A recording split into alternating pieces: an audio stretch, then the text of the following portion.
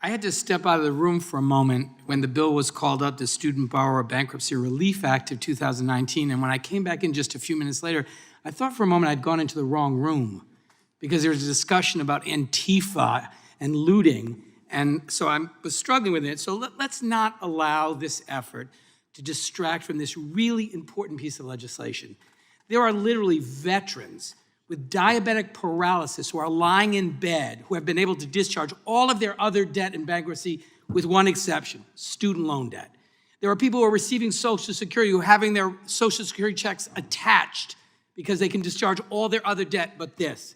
This is what the bill is designed to address. H.R. 2648, the Student Borrower Bankruptcy Relief Act, would provide relief from crushing student loan debt for economically distressed individuals who have no alternative but filing for bankruptcy.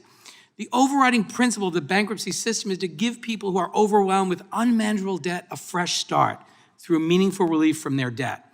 The system is supposed to work for everyone, from consumer debtors and small business owners to student borrowers, and give them a new pathway to economic prosperity.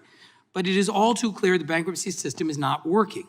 Today, far too many student loan borrowers have been unable to succeed financially due to overwhelming student loan debt.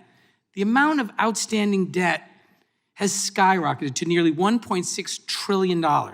According to the Federal Reserve, this amount has tripled since 2006 and is expected to grow to $2 trillion in the next few years. And while many borrowers attempt to pay off these loans, over 11% of student loan debt was in default or seriously delinquent at the end of 2018, the highest delinquency rate among types of consumer loans tracked by the New York Fed. In addition to undermining the quality of life and the earning of borrowers, this crisis has also severely affected the economy overall. The American Bankruptcy Institute reports that student loan debt has undermined home ownership, automobile ownership, and has also resulted in a decline in students choosing public service careers over the private sector. As this report notes, and I quote, "Student loan debt thus affects not only those who owe the loans, but also has consequences that ripple through our communities and our nation," end quote. This grotesque outcome is due to outdated provisions in the bankruptcy code that have made educational debt virtually non-dischargeable, with no good reason, incidentally. Under current law, student borrowers cannot discharge this debt unless they demonstrate that they would face an undue hardship if the debt is not discharged. While Congress intended that provision to provide relief for hard-hit borrowers, in practice, it is an extremely high bar to relief for those with crushing debt. H.R. 2648, the Student Borrower Bankruptcy Relief Act of 2019, would fix this problem by ensuring that student loan debt is treated the same as almost every other form of debt that can be discharged in bankruptcy.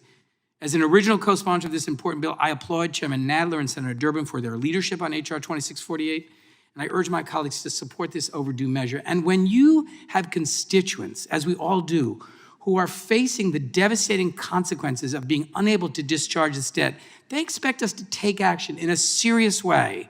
That's what this bill does. I urge my colleagues to focus. Focus on what this bill the problem it attempts to solve, do something about it, and don't look for an excuse to vote against the millions of student borrowers who are facing this kind of debt by voting no. So I urge my colleagues to support this bill, and I yield back.